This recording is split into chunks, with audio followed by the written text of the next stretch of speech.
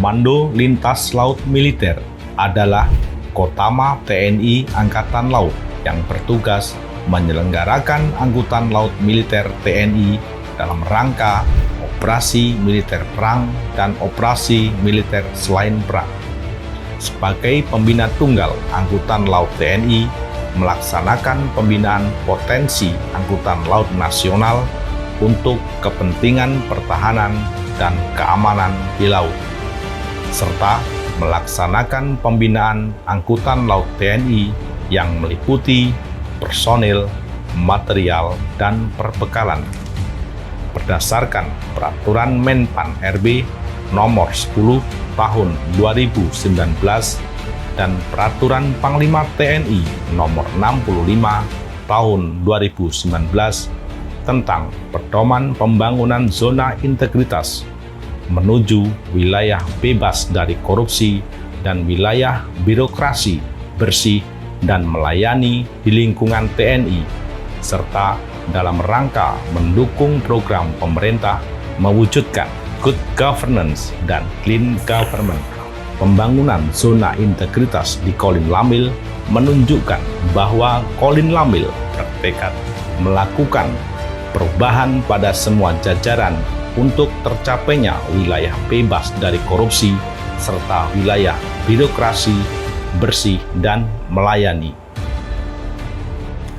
Guna merealisasikan hal tersebut, maka pada April tahun 2019 telah dilaksanakan Deklarasi Pencanangan Pembangunan Zona Integritas di atas KRI Tanjung Kambani 971 oleh Panglima Kolin Lamil yang disaksikan oleh Asdep 2 Kemenpan RB dan Kepala Stranas KPK, serta dihadiri perwakilan pejabat instansi terkait seperti Mabesal, Koarmada 1, Pushidrosal, dan Lantamal 3, Kepala Staf beserta pejabat utama Kolin Lamil, Kapolres Tanjung Priuk, dan Yon Ang Air, para direktur atau kepala instansi sipil kemaritiman di lingkungan Tanjung Priuk.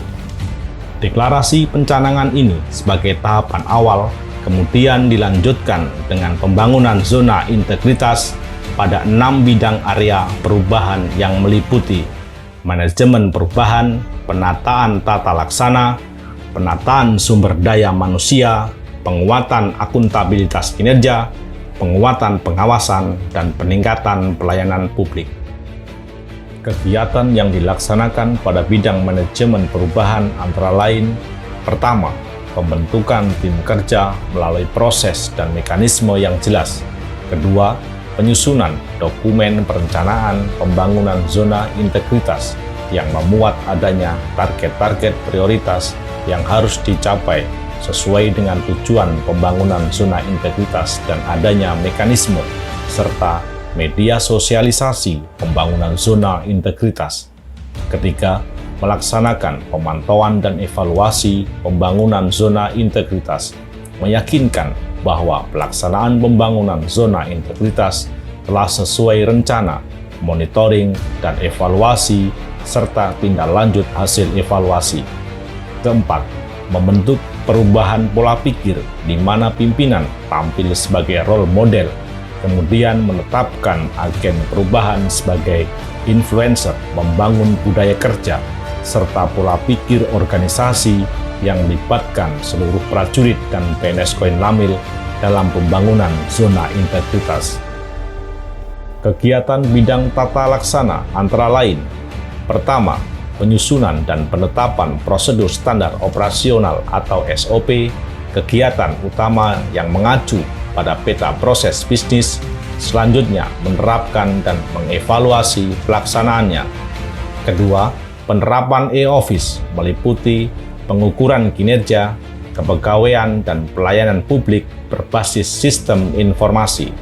Ketiga, keterbukaan informasi pelayanan publik dengan menetapkan kebijakan pelayanan publik, selanjutnya melaksanakan monitoring dan evaluasi pelaksanaannya. Bidang penataan sistem sumber daya manusia melaksanakan kegiatan antara lain menyusun rencana kebutuhan personil sesuai beban daftar susunan personil, menerapkan pola mutasi baik internal maupun eksternal sesuai kebijakan yang telah digariskan, melaksanakan pengembangan kompetensi personil melalui pendidikan dan latihan serta kursus-kursus, menetapkan kinerja individu sesuai indikator kinerja individu pada level di atasnya.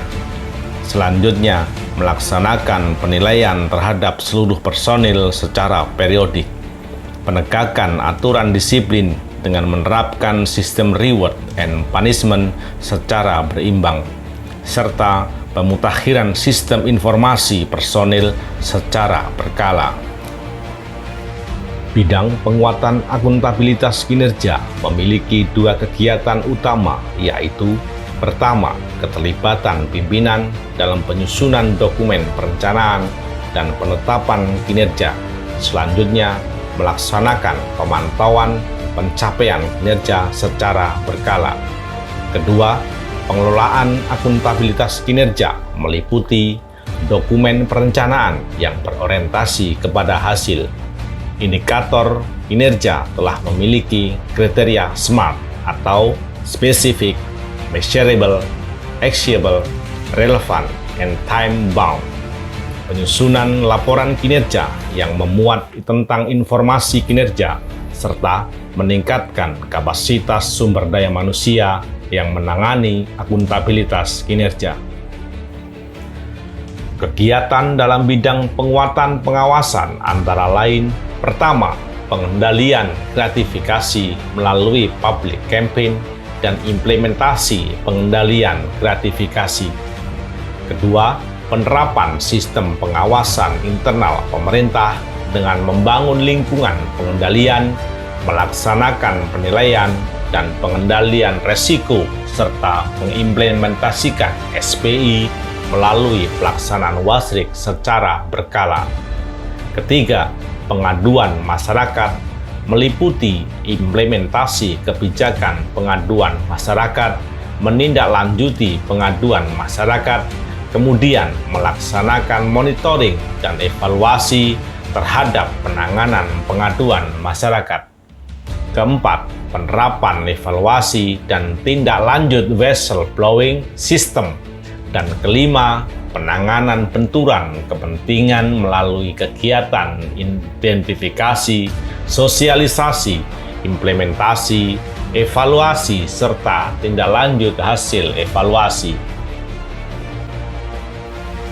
Bidang peningkatan kualitas pelayanan publik melaksanakan kegiatan penetapan kebijakan standar pelayanan disertai SOP yang telah ditentukan, kemudian dimaklumatkan serta dilaksanakan review atas pelaksanaan SOP dan standar pelayanan tersebut.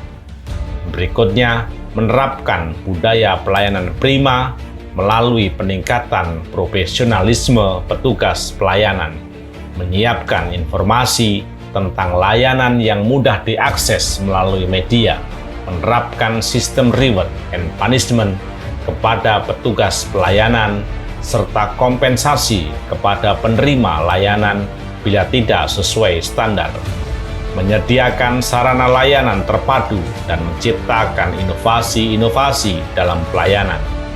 Dan yang terakhir, melaksanakan penilaian kepuasan terhadap pelayanan dengan melakukan survei, selanjutnya mempublish hasil survei dan menindaklanjuti hasil survei pelayanan terhadap masyarakat tersebut. Berapa perubahan dan peningkatan tata kelola sistem pemerintahan di Kolin Lamil dengan adanya pembangunan zona integritas ini, antara lain meningkatnya kedisiplinan prajurit, keteraturan administrasi, dan kegiatan kerja sebagai implementasi penerapan SOP. Dalam hal pelayanan publik, Kolin Lamil memiliki 3 program unggulan, yaitu yang pertama, pelayanan dukungan Angkutan Laut TNI dalam memberikan pelayanan kepada institusi TNI. Kedua, pelayanan kesehatan kepada para prajurit Kolin Lamil beserta keluarga dan peserta BPJS. Dan yang ketiga, pelayanan kunjungan wisata edukasi bagi siswa dan siswi serta masyarakat umum untuk mengenal keangkatan lautan dan kemaritiman dengan membuka akses kunjungan ke lingkungan Mako Kolin Lamil dan KRI.